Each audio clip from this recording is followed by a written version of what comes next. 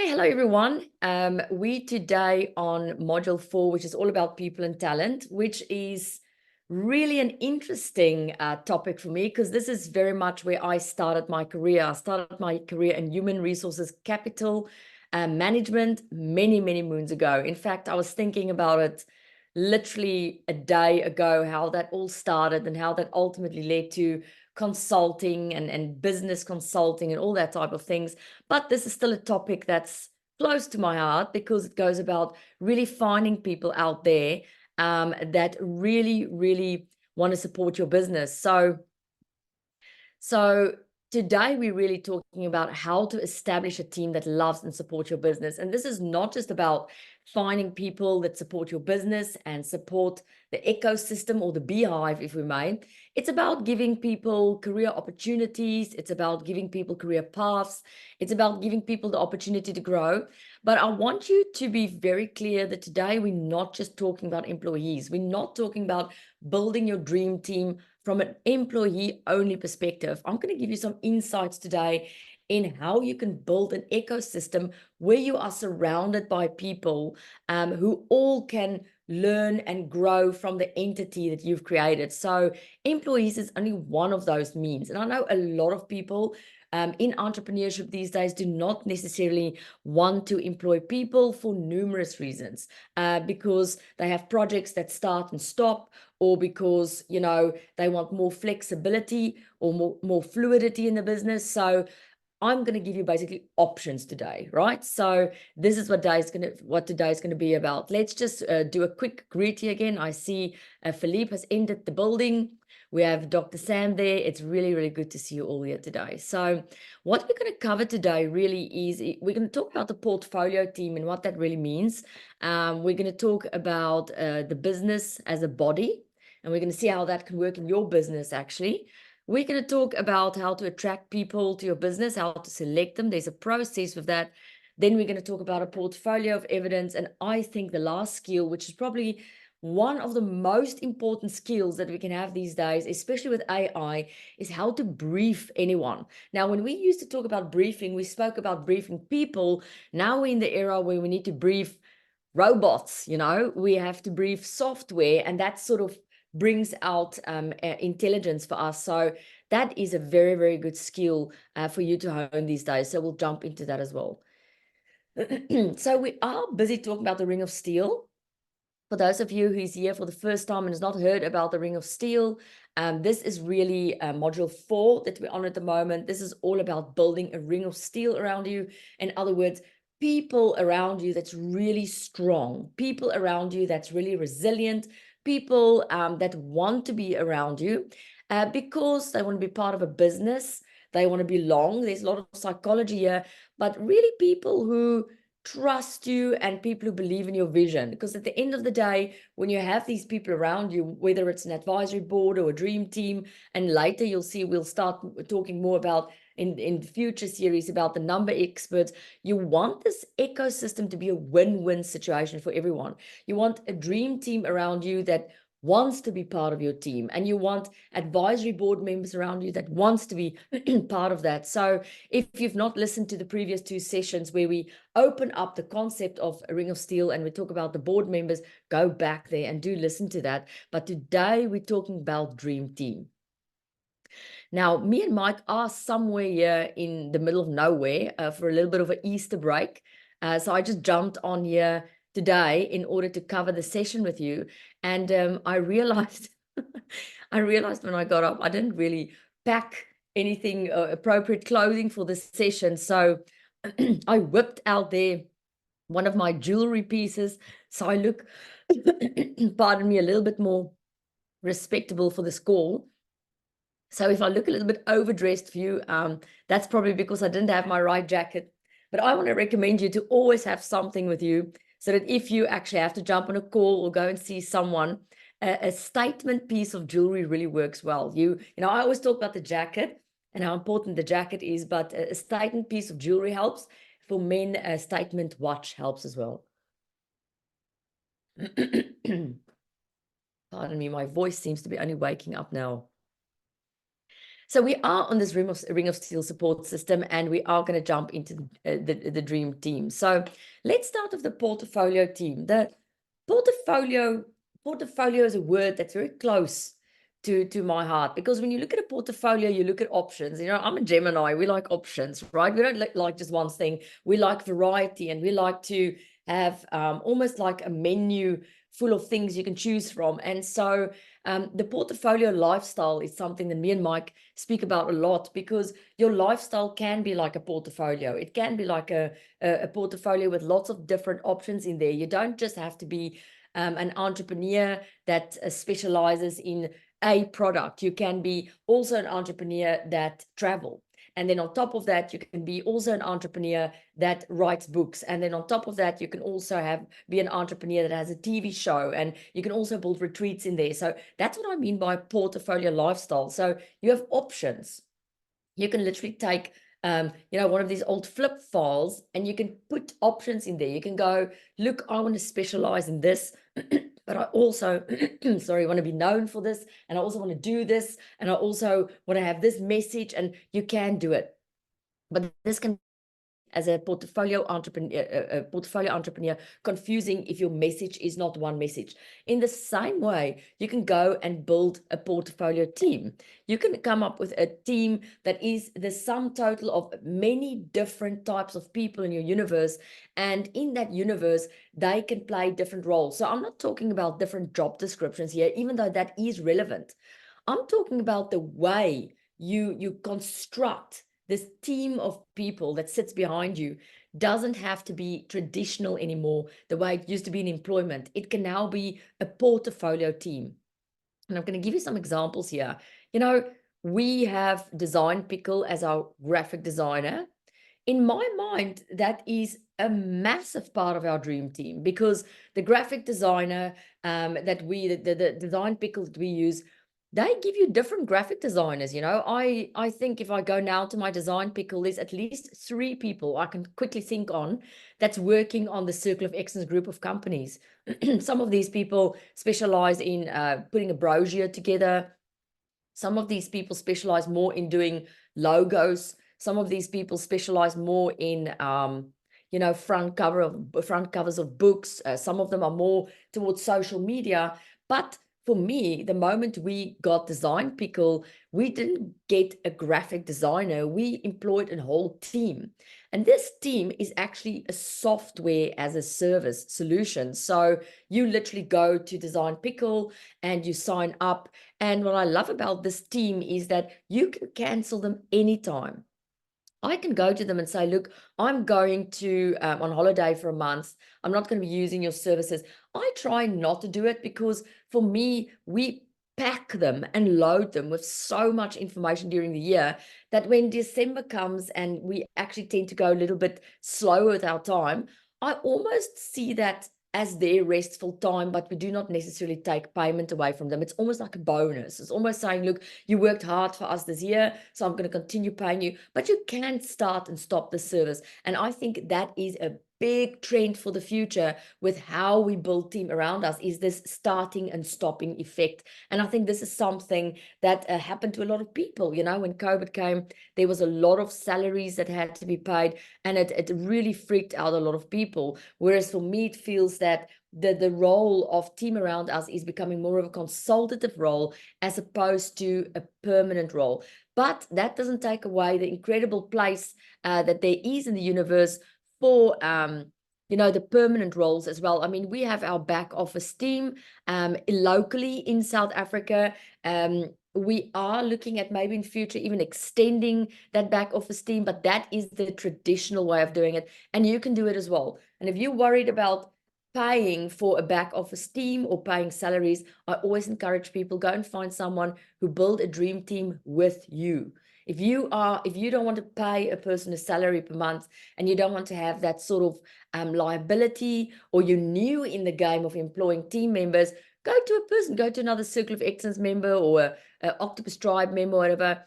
and say, look, okay, we're going to have this resource together, and this resource is going to be a marketing assistant, or this resource is going to be a virtual assistant, or this resource is going to be a CEO, you know, that manage the operations of both these sister companies, if you may. So you can really, really get creative here. But back office teams is still as popular as ever. I mean, you can just look at corporates, but corporates are also now looking at different ways of putting these teams together. Then you can go and find yourself project-based teams. We have our Young Entrepreneur Factor team in Malaysia. Many of you know about it, but this is a team that literally sits as part of the ACE Adventure or Adventure International Schools. And they already fulfilling roles in the schools, but the team has literally just put their hands up and say, on top of what we're doing for the school, and the school is already paying us, we want to take on Young Entrepreneur X Factor, and we will do that for you guys. Once a year, we'll put that competition together, and we'll do it for you. We'll do it completely for free for you. Why do they do it completely for free? Because the school wants to have new people all over the world registering their clients for the international school. So what this competition does, it gives them a lot of exposure. It gives them a global positioning, so they can start attracting people to the competition outside of Malaysia and outside of Hong Kong, where their focus is more. So you can do that as well. So there's so many options these days. You can make use of consultants. You can have coaches as part of your dream team. You can have employees. You can have virtual assistants. You can have project-based. What we've done with Lead Magazine as well is that we almost, I would say, merged with an existing team in business. So what they do for us is they put Lead Magazine together for us, and then we look at joint win-win situations for them doing it. So for example, the fact that they put the magazine together for us every year has given them quite a lot of global exposure. The company and the brand Word Architect is much more known globally, especially within our community and the contributors we recommend to them. They don't have to go out necessarily and look for contributors. We send that list their way. And so especially with the front covers that's come up, you know, all that authority transferred to them. And then in return for that global positioning and branding by association, if you may, they put the magazine together for us every single year.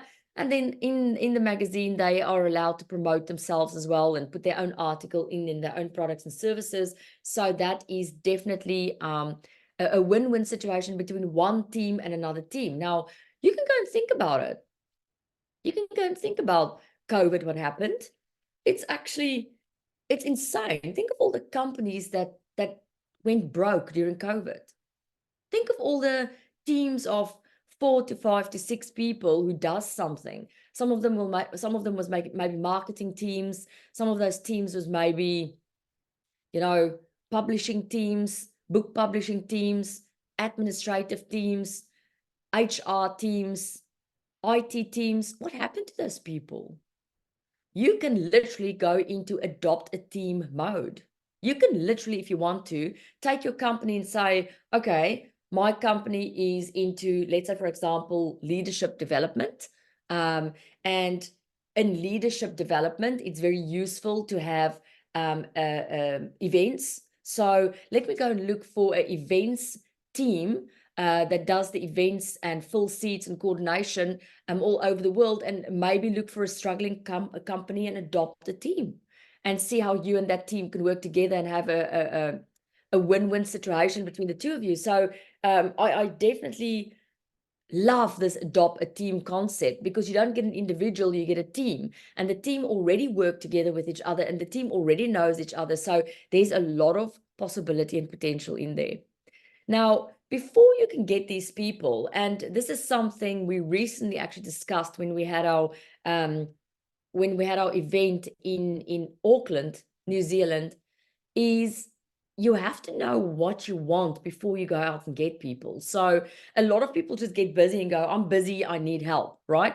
This is no way to build a business, and this is no way to actually get the right people in your business, because you're going to go out and just get people randomly, and that's what we want to avoid, right? So what you can do is you can go and start looking at your business as if it's a body. Now, what I'm talking about here is organizational design 101, right? Many of us comes out of corporate. We're like, woo, we're sick of it. We work too hard. They pressured us too much. The hours was too long. The politics was too much. And looking back on my corporate years, I've been doing a lot of reflection over the past few days, but I tell you, I got some of my best skills in corporate. Corporate's a bit of a boot camp, right? You work long hours, and I remember the times in corporate where I got up at literally 4 o'clock in the morning.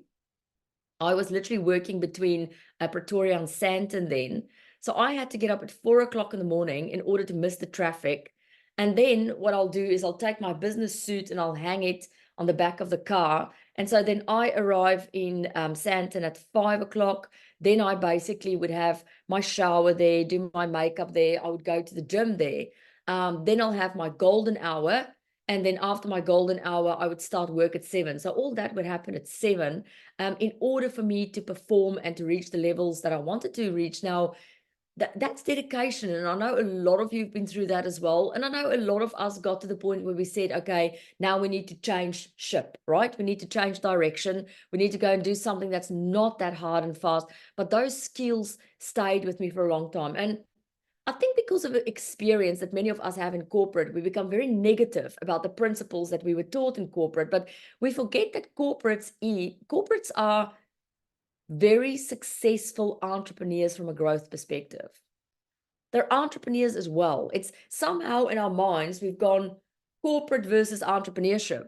The same thing, everyone. It's the same thing. The entrepreneurs are the ones who tends to be more like, it's almost more a vibe, the entrepreneurs sort of play more this game of we startups and we creative, and you had to be super creative and super all those things that entrepreneurs claim in order for you to become a corporate. So the reason I'm giving you all this is there is a lot to learn from corporate. Surely a lot of corporate environments is toxic and a lot of corporate environments have politics, but the only reason that happens is because you're throwing a lot of different people into one environment. You're throwing a lot of different. So for me, the issue there many times is not politics. The issue is diversity, and the issue is communication, right?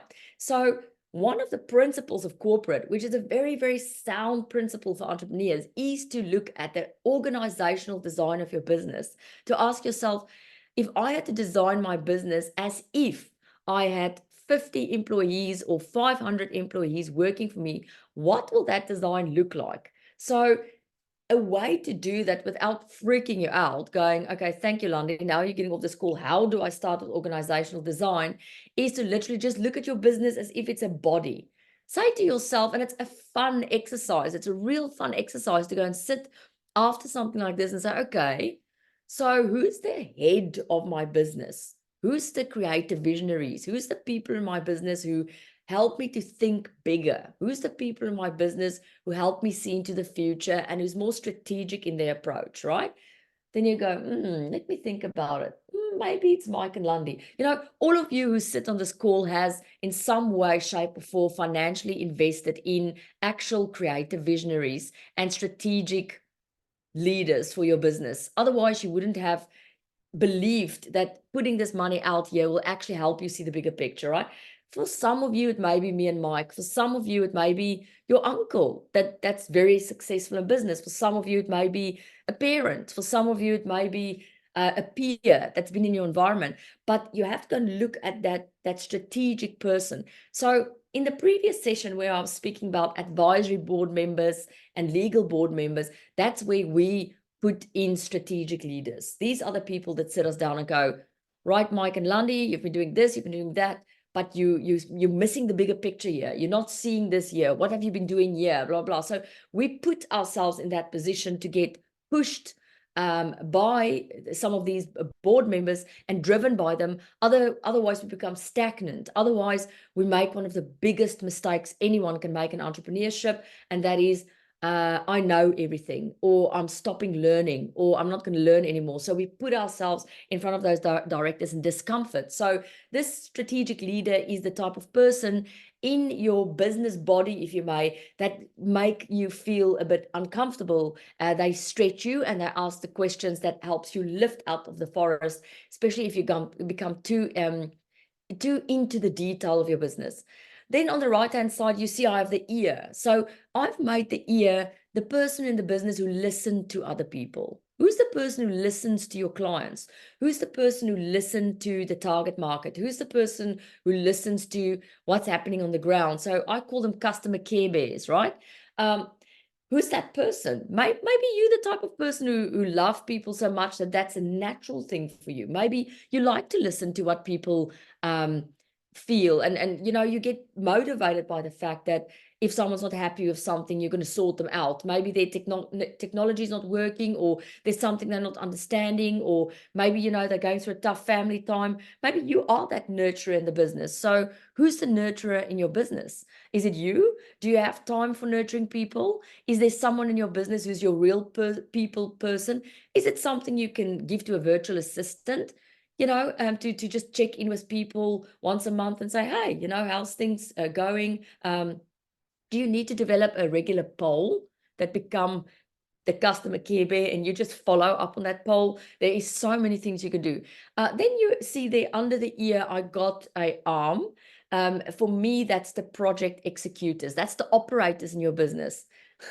There's a joke. Whenever I use the word operator, I think of this joke. I'm not a surgeon, but I can operate. Somehow, this is one of my dad jokes. Whenever I hear that, I find this joke funny, but I've also noticed that I'm finding it most of the time funny and not really the people around me, but it's really funny. You're not a surgeon, but you can operate. You know who's the operators in your business? You know those people. They just go poof, poof, poof, poof. It happens, right? You go, how did this happen? It's just magic. And that's really when dream team comes in, is if you have an operator, the person just go bam, bam, bam, bam, stuff just happens. Are you the operator, or do you have people that helps you operate? And many of you know on this call the 4Gs. The operator is just the person in the get column, and the person in the grow columns. The get and grow columns is just boom, boom, boom, boom, boom. It happens all the time, right? Who's your operators? You may want to call them implementation arms. And that's why I gave the arm there. Who's your implementation arm? I look here, for example, let's see, where's my fellow Geminis? We have Ian here. Do we have any other Geminis here in the house? No, we've got me and Ian. So people like me and Ian we're air. So we really, really like to come up with new ideas, but we don't necessarily like to implement it. So it's very important for us to have implementation arms around us, right? It's really important. I can implement because I was trained like that.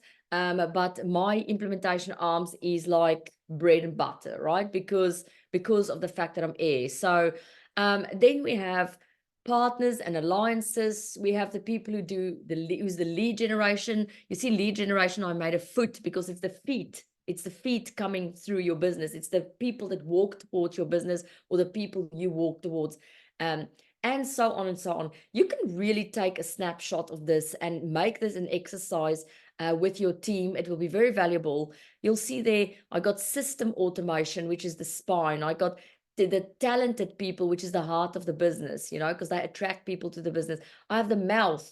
Who's the salespeople? Who's the people who talk about your business? Who's the people who sell your product and services? Finance and accounts. I gave them the nose because they sniff out the details.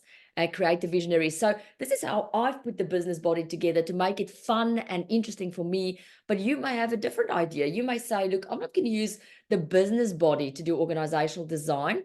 I'm not going to use the human body. I'm going to use a house. Me and Mike has had so much fun with this during our strategic session. As you put a picture of a house, and then you say, what is the foundation of the business?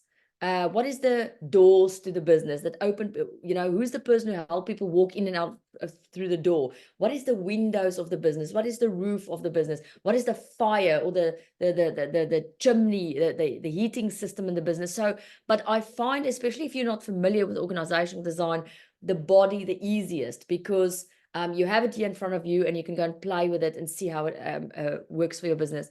Now you can start attracting people. You can't just randomly attract people because you're going to get random people, right? Now you go and you look at the body and you go, oh my word, I don't have lead generation people. The feet is the problem. There's no feet in the business, right?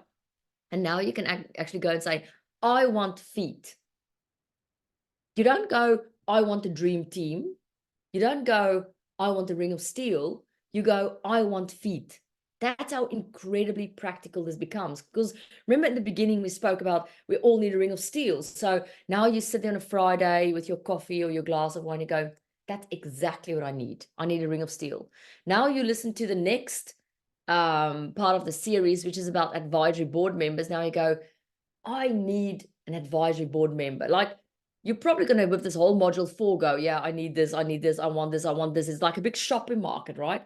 But I want you to be very specific in what you need, because the more you do that, the better your recruitment process is going to be. Because now you've learned that maybe in the last session, you want an advisory board member. But now after doing the organizational design and you see your business as a body, now you go, I don't just want any advisory board member.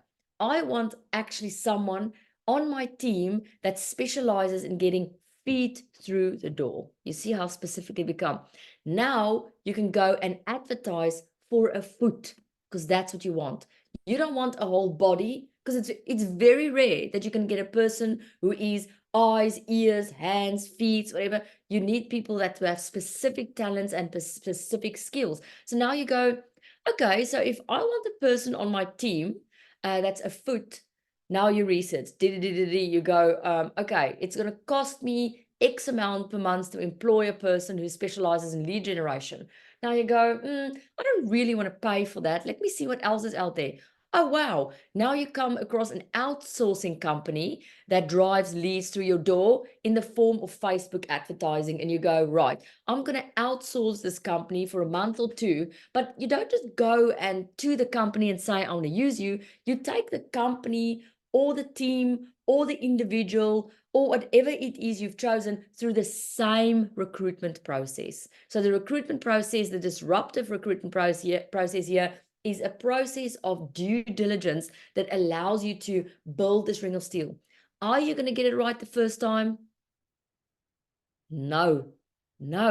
So I don't want you to be discouraged if some team or people in your ring of steel, whatever, doesn't work out. In fact, that is the way of life, and it's actually very natural. It's natural for people. If you're a train, I see this a lot on social media, this analogy. If you're a train, it's natural for people to get on your train, and it's natural for people to get off your train. It's actually a handful of people that will stay on your train with you your whole life. It's normal. There's nothing wrong with you. There's nothing wrong with them. It's normal. So you're probably going to have to deploy this disruptive recruitment process over and over and over as an entrepreneur. It's not going to be a once-off thing. And people's going to come and people's going to go. Teams is going to come, teams is going to go. Outsourced companies is going to come and go. But this is how it works. You advertise what you want with a voice. Now, if you don't know you want a foot, you're going to advertise with the wrong voice. You're going to say, I want a person who can do A, B, and C. Whereas what you should be saying in your ad is, I want a foot with the following toes, the following nail polish, and this foot would like to wear the following shoes. It's a heel person that I want. It's not a sneaker person, it's a heel person. Because now the person recognize that you're actually talking about them, and also they're recognizing it in your voice, and they're going, okay, the way the person is looking for this foot is actually a little bit funny. I would like to work in an environment where people are a little bit funny. I like the culture. So you have to put your voice into getting this foot. Then you have to go and list the requirements of the foot. You can see there in the infographic I have three things about requirements on step 2. I have red, orange, and green. So the red requirements is I cannot live without these requirements. For example, the person absolutely have to be able to do this. If the red requirements doesn't exist, I unfortunately cannot give the person an opportunity. I can't walk a road with them. Doesn't matter how cool they are, how nice they are, how whatever, the red has to be there, right? Orange is, look, we're a little bit debatable here. I'm a little bit more flexible. I want to negotiate here a little bit with the person. The green stuff is, look, yeah, I'm totally flexible. I'm open for new ideas, new talent, new background, new industry to come in. Then you go into some practical tests.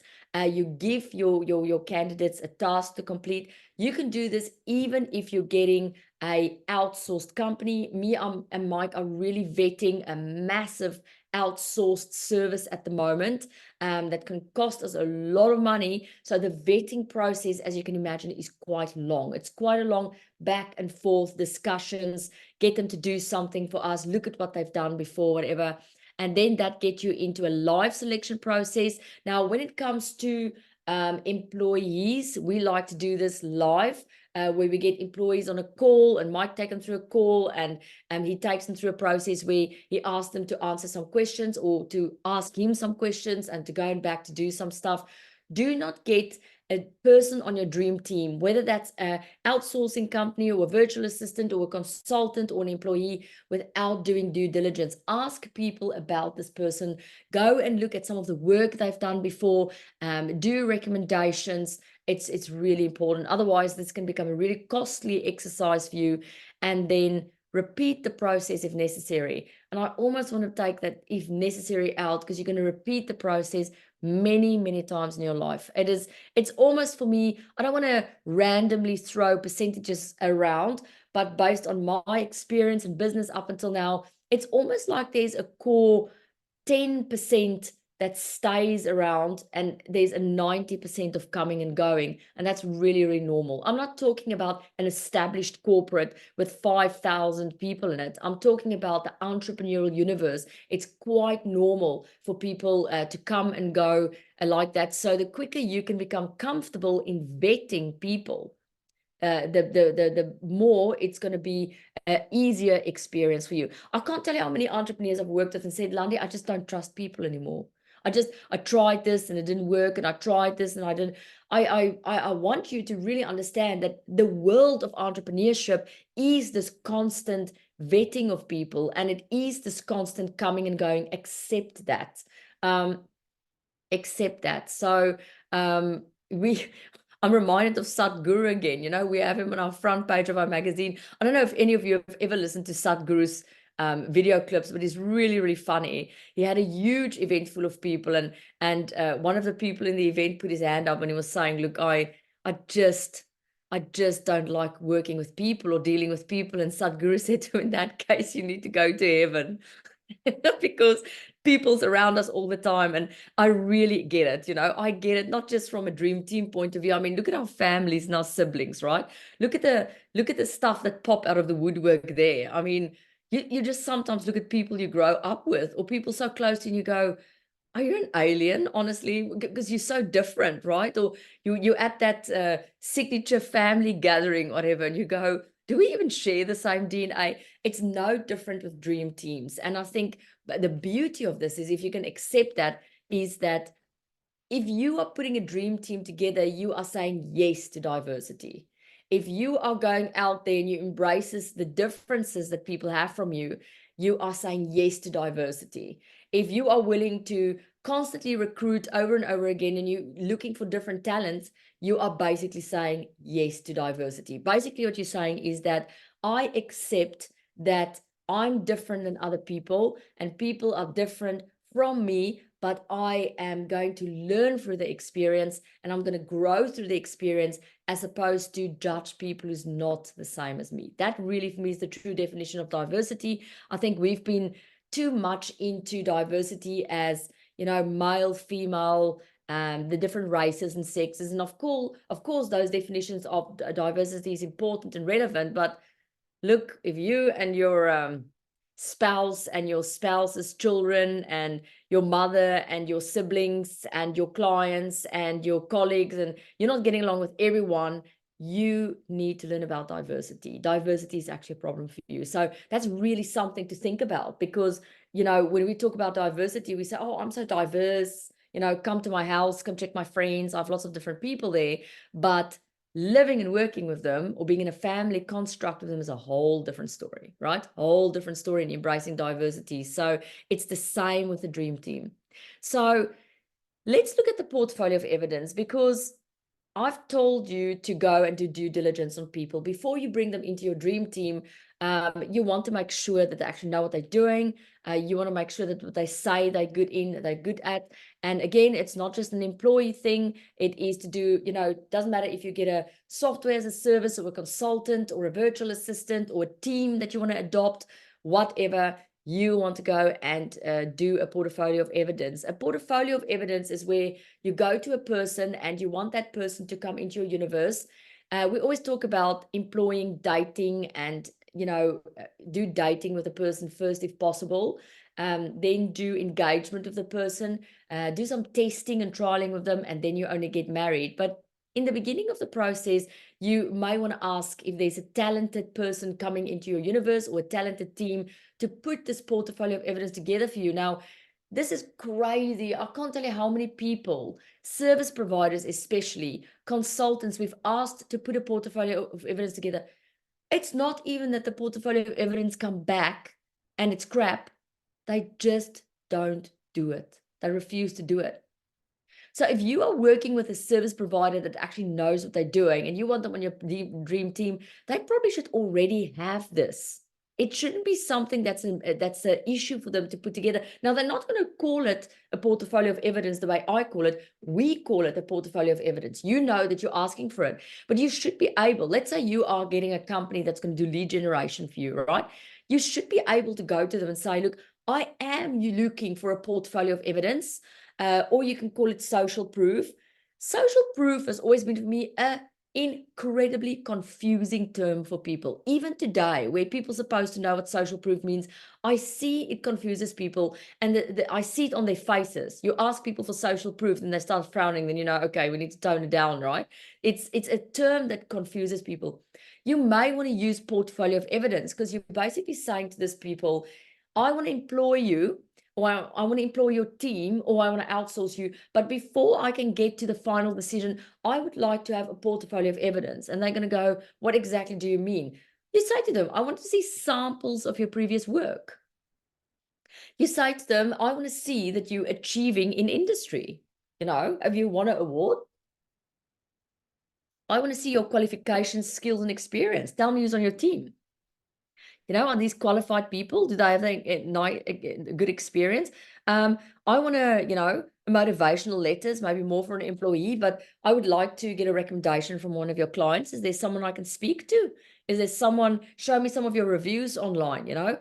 These are all portfolios of evidence. And again, you can really go and customize it for the dream team that you're trying to build. But don't go and pay invoices, and don't go and pay salaries, and don't go and pay for projects unless you've requested a portfolio of evidence. And sometimes it can be simple as someone send you an email and there's 3 links on that email, and the one link leads to their reviews, and the other link leads to previous websites they've built, for example, and the other link leads to a you know, an industry award. That's enough for me. You know, that's enough for me. Some of you may want to take it a step further and ask people to do something for you. That's probably one of the most powerful ways to see if a person are capable, is to say, look, can you do something for me? I'm even happy to date you. In other words, I'm even happy to pay a small amount to you while we're dating. You see this everywhere now. You go and you buy an app and then you get a free trial,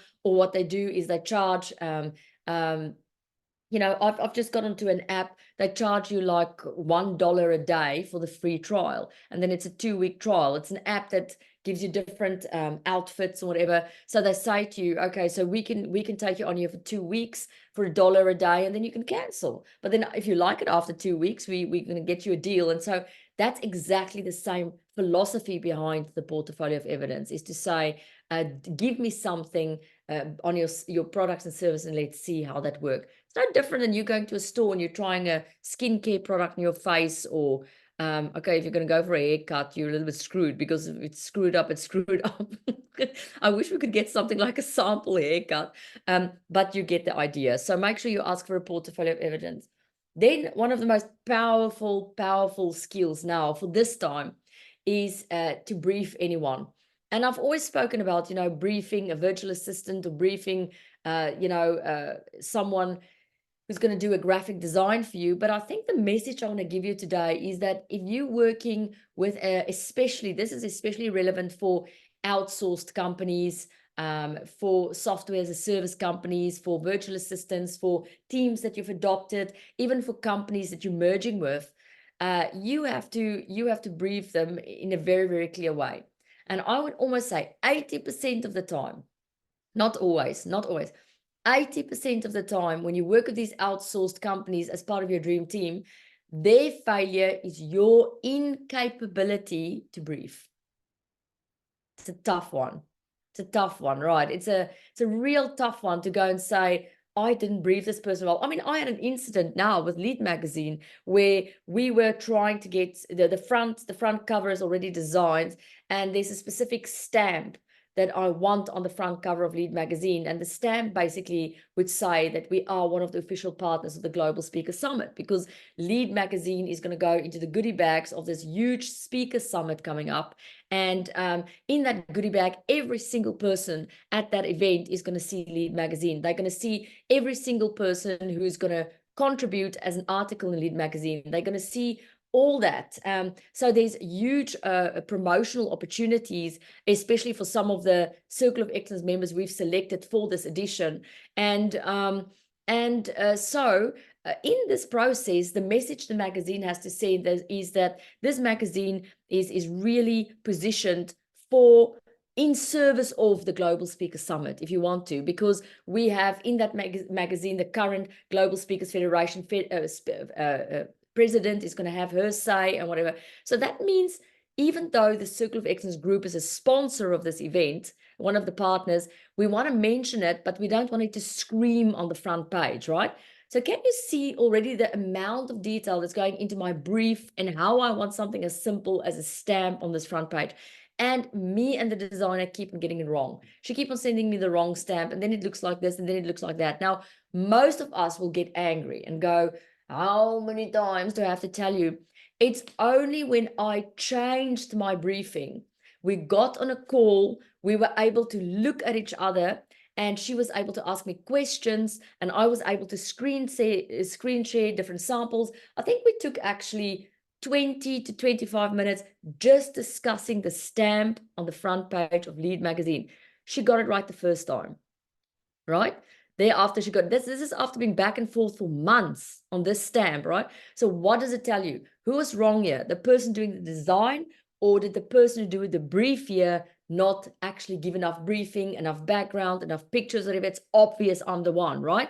That my briefing is wrong. So your briefing is incredibly important. Your briefing for me is not only about telling people what you want, your briefing is also what we call framing. So the start of your relationship with your dream team will be much stronger if it's framed in the right way. So we do have a brief everyone formula, or anyone formula. Look, you can even brief your ChatGPT friend this way. You can even apply this formula to your new robotic friends that you're playing around with. But the first thing is you want to find a person on your dream team that's recommended by a reliable source. Now, this is an interesting one, because if you're looking, let's say you look at your business body now and you go, I want a foot. What are people doing these days? They're going to ChatGPT asking for a foot. Now, it's debatable. Will ChatGPT give you the most reliable source of where to find a foot? In some respects, yes. And I'll tell you why, because ChatGPT will pick up on where the highest 5-star reviews are and where the most traffic is going and the number of feet that's going through certain sites and doors. So you can get good recommendations through ChatGPT, but you can combine that with people recommendations, and you will hit the jackpot. So if you use ChatGPT to get inspiration on where I can find the best lead generator in the world, and then you go to your community and ask them, have you used this before, and what was your experience? Then your recommendations is really starting to become powerful. So combining the two is very good. Also, what ChatGPT is doing for people at the moment, and I'm just giving a few positive things because I know the talk around it is very negative. ChatGPT is learning people to ask the right questions, but it's also teaching people to research. Because many times we just jump in, right? We go, oh, I need a virtual assistant, or I need a team member that's going to do this for me, or I'm going to need someone to do this for me. And you do a Google exercise of 10 minutes, and now you think you've researched. Or you posted something on a Facebook page and you go, and someone say, use this, and you just use it. So we don't nearly do enough research in terms of what we want. We don't do enough research on it's actually a foot that we want. And Ian and Stephanie has used the foot before, and ChatGPT also says this foot has got the best 5-star reviews. Now we're into the proper world of recommendations to find the company or the place we want to trial, not immediately having your dream team. Trial first, right? Now, once you have this person or people or teams in front of you, you have to manage expectations. This is really where framing comes in. So for example, and I like to use Design Pickle as a briefing formula example because I brief them so much, but I would probably not brief Design Pickle without showing pictures. So these days, I do exactly the same when I'm working with one of our Circle of Excellence clients, and especially when I'm working on brand with them, or corporate identity, or personal or professional image. So I can tell Philippe until I'm blue in my face, this is what I think your corporate identity or your brand story should look like, but I'm going to hit it home much easier if I send him a brand storyboard with different colors and feelings in there. I see you smiling, Philippe. I think I sent you one recently when you were with us in Australia on the Gold Coast. And that already makes the communication between me and Philippe clearer. So I can sit there and say, oh, Philippe, why don't you do this? And why do you don't do that? And Philippe can go like, oh, I think she means this. But what happens is, because Philippe is a creative and because he's got a good imagination like me, we can completely miss the boat with each other. That means he comes up with ideas and imagination and colors, and he has it in his mind, and I have a vision and ideas and colors. Until I put that in pictures, we're gonna miss the communication, miss each other. So whether this pictures, this images applies whether you trying to employ someone to generate leads, or trying someone to design something for you, or trying to help a person see the vision of your business, right? It's one thing for you to say, look, I'm a visionary leader and I help other leaders. When you're attracting people into your dream team, it's different to show them a picture on you on stage with the audience with 5,000 people, right?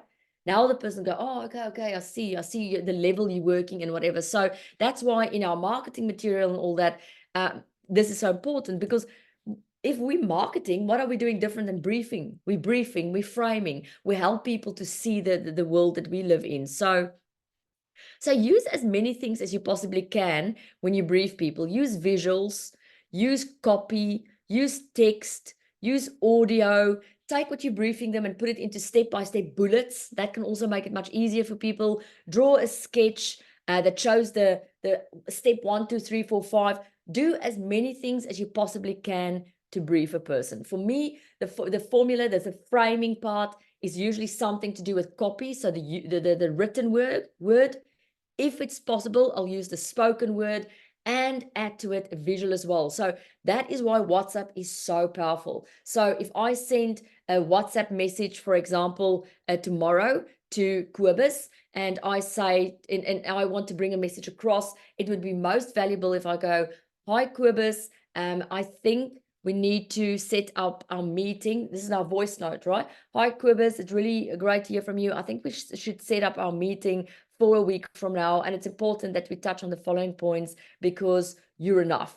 Okay, come back to me and let me know if you would want to, if you're available for that time. Then after that voice note, what I many times do is, especially when you're working with numbers, I'm following the voice note up with, so we are booked and confirmed for this date at this time, Australian time. So now I'm using text on top of that. And then I may end that message by saying, please prepare the following type of thing for me. Here's an infographic to help you understand what I'm talking about. So now I've already used 3 of the senses in order to brief that person. So ask yourself how you can potentially brief people. The longer time you take to brief, for example, if you sit a whole morning briefing a person, the end result will be so much better. Then the third principle is then, of course, as many supporting resources as you can give a person. You know, if you're in design, you may want to give them colors. You may want to give them the hex codes. You may want to give them the company logos. You know, you can actually really benefit from opening a briefing folder on your computer. Even more powerful is to have a briefing folder on your mobile phone, where anytime you have to brief a person to attract them into your dream team, these are documents, links, files, folders, videos you can send to people as much as you can. And again, I've made this bigger so you can really take pictures here if you want to delve into the details a little bit later. And then the fourth principle is quality control. What I do with this, especially with if you have a dream team working with you and they have to submit something to you, I many times ask them to submit 3 of it to me. So for example, I'm asking a designer to develop a logo. In the beginning of the process, I'll say, submit 3 types to me so I can sort of see if we're in the right direction. This works very well with your dating as well. So rather than making the date huge and comprehensive and a massive effort, let's say you're getting someone to do website design, you say to them, can you just do the homepage for me in 3 different styles?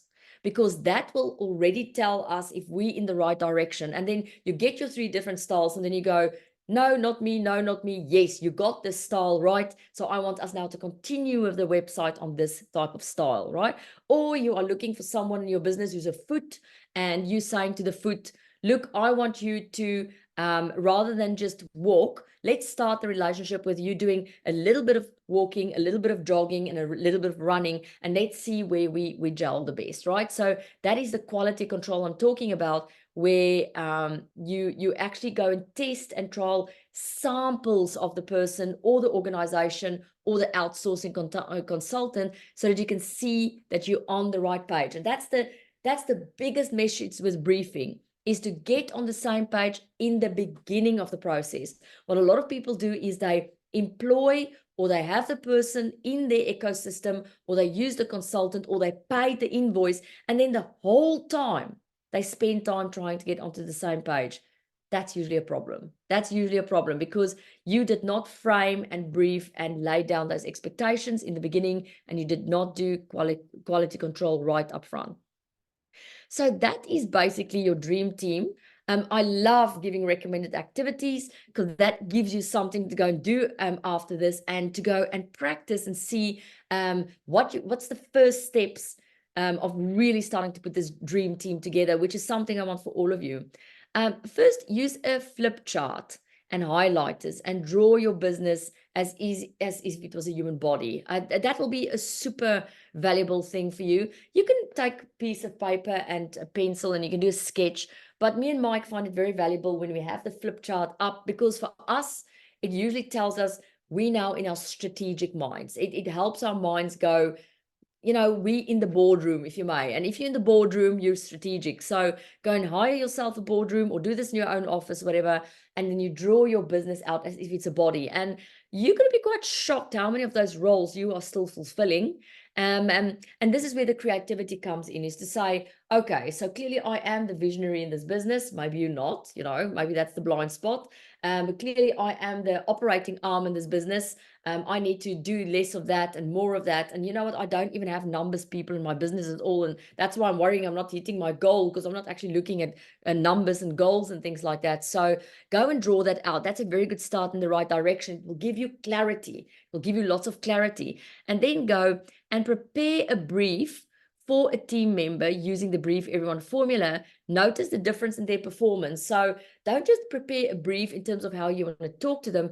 Go and put a brief folder together as well, so that everything in there that explains to a person of talent why they will thrive in your environment will be great. And then you don't only there put in things there that attract the talent to your team, you also put in there what's your expectations, what's your culture, what level of performance you expect, what level of game you want to play at, what type of people they'll be hanging out with, a show reel of the type of clients you deal with. And the more you can put into a brief formula, the more the performance will go up. In fact, it's not just performance that goes up, it will very quickly highlight you who's meant to be on your dream team and who's not meant to be on your dream team. So there is your whole schmozzle about putting a dream team together.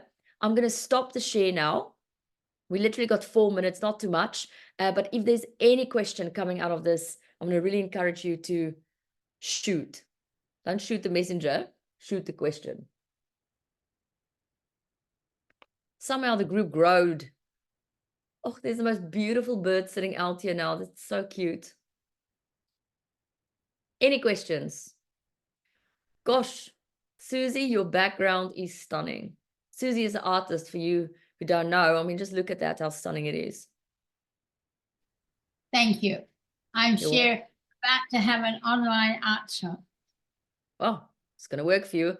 Ian, yours is looking very professional. I like is it your book that you have there in the corner? Very cool. Ian's new book is out. Okay, everyone. Did you want to say something, Ian? You need to unmute yourself.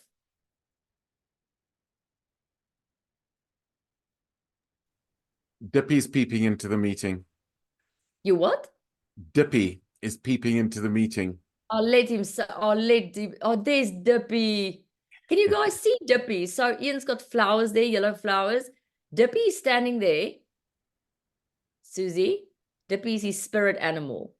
So he's standing there next to the flowers. It's a Loch Ness monster, but I see he's a bit shy. He's not quite coming to the forefront. Wanting to show himself, but not quite ready. I can sharpen the picture a bit. Please show us Dippy. Any questions while Ian brings up Dippy? Any aha moments or anything you want to do different? Anything you ate today that you want to share a recipe with?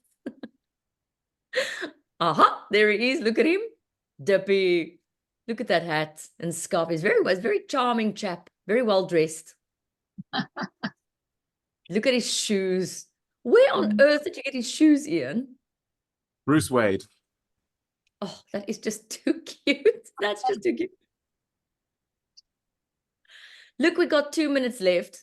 And now the Dippy's here. I think, because I want you all on this calls to get to know each other better, right? Who on this call, like I'm going to do today, like Steve Johnson and Ian Hatton. Have you two met each other? Mm. So you know each other, quite well.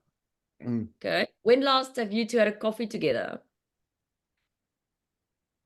Well, yep. Coffee is actually scheduled for soon, but we did see each other about 2 weeks ago. And we saw each other. So I want to encourage you two to go for a coffee, okay?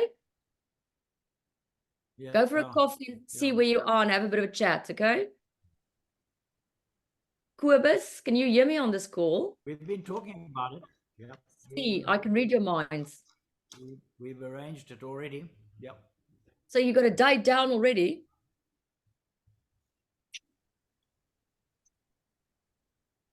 I guess. Kobus, can you hear me on the call? Okay, Kobus has entered the building. Kobus, have you and Philippe Gestart? Sorry? We haven't actually got the date, but we've agreed that soon. Okay, cool. Get a date. Kobus and Philippe Gestart met each other before? Yeah, we've chatted before, and I know a little bit about him. He's an interesting person I would love to meet. How long ago did you two chat? Mainly just online last year when I did my call, just after I did my talk on your platform. He reached out, so we just but haven't followed up since then. So we should actually follow up.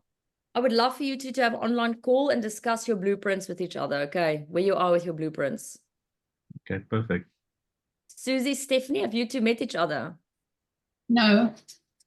Make sure you get each other's details, and I want you to jump on a call and ask about what both of you do in your lives. And I want your Okay. discussion especially to be around where you are now and where you would like to be in a year from now. Okay, great. Great, thanks. Looking forward to that. Sam? You're on Facebook? Yes, You I'm on Facebook and LinkedIn. Yes, Susie. Facebook and LinkedIn. Sam, Andile, have you two met each other? No, we haven't. Aha. Andile, Sam, if you guys are struggling with contact details, just contact Chris and see if he can't connect you that way. But I want you two to actually go physically meet each other, okay? And have a coffee.